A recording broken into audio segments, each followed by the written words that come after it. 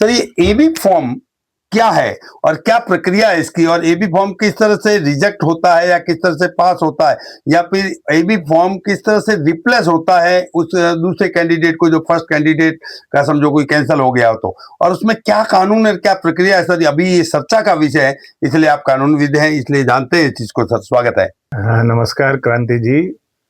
Form AB वही है जिसको पूरी दुनिया टिकट के नाम से जानती है। चुनाव में फलानी पार्टी ने उसको टिकट दे दिया, उसको टिकट दिया, तो टिकट का नाम ही एबी है।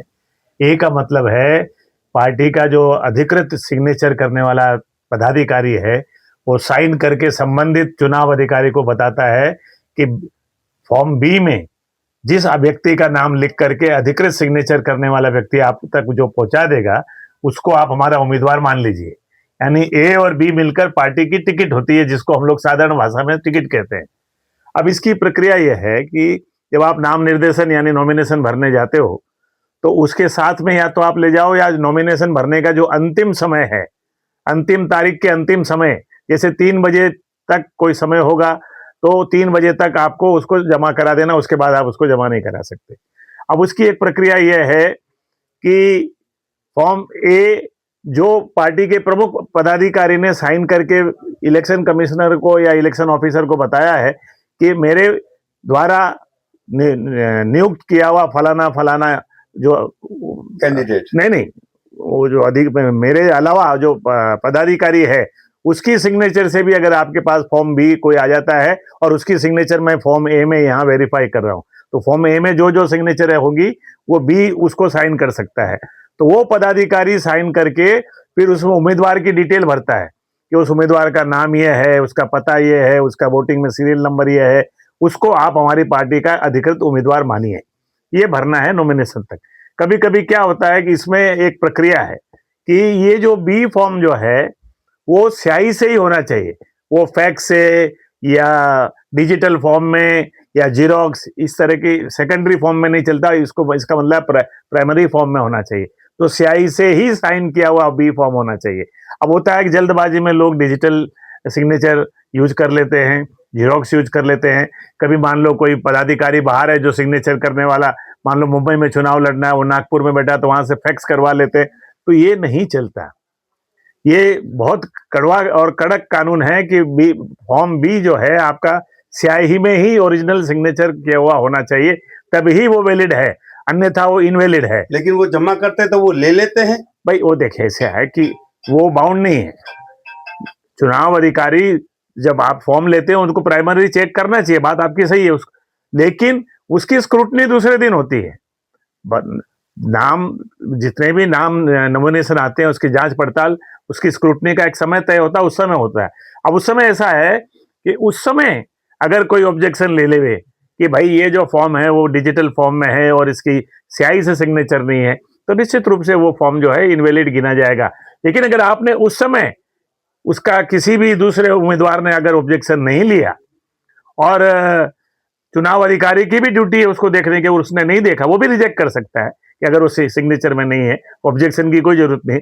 तो और एक बार उसने अगर उसको अप्रूव कर लिया और लिस्ट बन गई फाइनली अप्रूव्ड कैंडिडेट्स की, वैध पाए गए यानी वैलिड पाए गए नॉमिनेशन, तब आप बाद में अगर पता चले कि ये फॉर्म इनवैलिड था, उस पर स्याही नहीं थी, डिजिटल था या जीरोक्स था, आप कुछ नहीं कर सकते। चुनाव का पूरा होने के बाद जो निर्धारित अवधि है उसमें आप मात्र इलेक्शन पिटीशन फाइल करके इम्प्रॉपर एक्सेप्टेंस ऑफ नॉमिनेशन के ग्राउंड पर आप चुनाव को चुनौती दे सकते हैं। अब उसके ऊपर ही तरह तरह की भ्रांतियां हैं कि अगर हो भी सकता है चुनाव कैंसिल, नहीं भी हो सकता है। जैसे लोकसभा विधानसभा के मामले में तो एक टेक्निकल ग्राउंड है कि भाई जो आदमी निर्दलीय खड़ा होता है उसको 10 प्रपोजल चाहिए, जो आदमी पार्टी की तरफ से खड़ा होता है उसको 2 ही प्रपोजल चाहिए। अब सवाल ये उठता है कि अगर आपने फॉर्म बी आपका रिजेक्ट है तो आप निर्दलीय माने जाते, तो निर्दलीय माने जाते तो आपके 10 प्रपोजल तो आए नहीं, तो आपका फॉर्म वैसे ही इनवैलिड है। तो उस तरह तरह की टेक्निकलिटीज इन्वॉल्व है। लेकिन ये फॉर्म गलत है, उसका चुनौती देने का सही समय है स्क्रूटनी।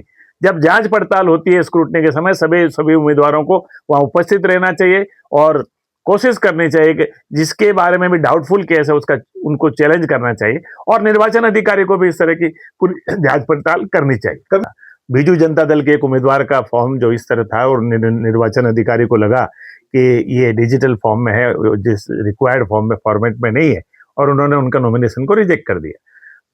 हाई कोर्ट में गए, हाई कोर्ट ने उसको नहीं माना, सुप्रीम कोर्ट में गए तो सुप्रीम कोर्ट ने कहा बिल्कुल वो उसका जो फॉर्म बी था वो सही तरीके से था और निर्वाचन अधिकारी ने गलत तरीके के आधार पर उसको रिजेक्ट किया है, इसलिए ये इम्प्रॉपर रिजेक्शन है और उस उम्मीदवार को बाद में वहां पे वापस चुनाव घोषित करना पड़ा, वो जगह खाली करनी पड़ी क्योंकि इम्प्रॉपर तरीके से उसका फॉर्म रिजेक्शन किया हुआ था, फॉर्म बी वैलिड होने के बावजूद। तो ये बहुत ही सीरियस चीज है जिसको पार्टियों को भी और उम्मीदवारों को भी और निर्वाचन अधिकारियों को भी बहुत गंभीरता से लेना चाहिए। पार्टियों ने, कुछ नेताओं ने महाराष्ट्र के चुनाव जो आयुक्त हैं उनसे मांग की है कि इस तरह के जो डिजिटल फॉर्म जो हैं उनको आप जिसने भी दाखिल किए उनके नॉमिनेशन को आप कैंसिल करें। लेकिन दुर्भाग्य से, जैसे मैंने आपसे पहले कहा, ये एक दिन लेट हो गया। इसको कल सुबह यानी जब जांच पड़ताल फॉर्मों की हुई, तमाम नॉमिनेशन फॉर्म की, उस समय इंडिविजुअल निर्वाचन अधिकारी के सामने इस तरह का ऑब्जेक्शन रेज करना चाहिए था। अब जैसा मैंने कहा, इलेक्शन के बाद समय निकल गया, समय फिलहाल निकल गया। चुनाव के बाद आप चुनाव याचिका के माध्यम से ground improper acceptance of nomination का लेकर के चुनाव को चुनौती दी जा सकती है। लेकिन अब इसमें एक चीज और है क्रांति जी, कभी कभी ऐसा होता है एक दल दो आदमियों को एबी फॉर्म दे देता हुआ, ये जो वर्तमान चुनाव में भी हुआ है कि एक ही वार्ड से दो उम्मीदवारों को एक ही पार्टी ने एबी फॉर्म दे दिया और दोनों ने दाखिल कर दिया। तो उसमें भी एक नियम है कि जिसने पहले एबी फॉर्म दाखिल कर दिया और जो समय उसमें लिख दिया उसका वैलिड माना जाएगा, दूसरा आया उसको रिजेक्ट। एक अलग चीज है, फॉर्म बी में ये लिखा जाता है कि इनकेस ए का फॉर्म अगर कैंसिल हो जाए तो हम बी को नियुक्त करते हैं और बी ने अगर नॉमिनेशन भर रखा है तो फिर बी ए की जगह पे अपने आप उस पार्टी का उम्मीदवार माना जाए, तो वो बी में ही लिखना पड़ता है, उसको अलग से ए भी देने की जरूरत नहीं है।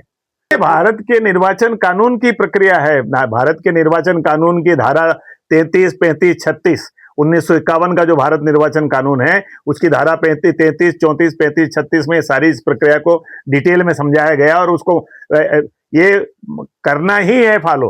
अगर उसको आप फॉलो नहीं करेंगे तो आपका proper presentation of nomination form नहीं है, और proper presentation of nomination form अगर आपका नहीं है तो आपका चुनाव बिल्कुल ही इनवैलिड हो जाएगा। सर, मुंबई महानगर पालिका के चुनाव को अगर कोई कैंडिडेट चुनौती देना चाहता है तो वो कहाँ दी जाती है?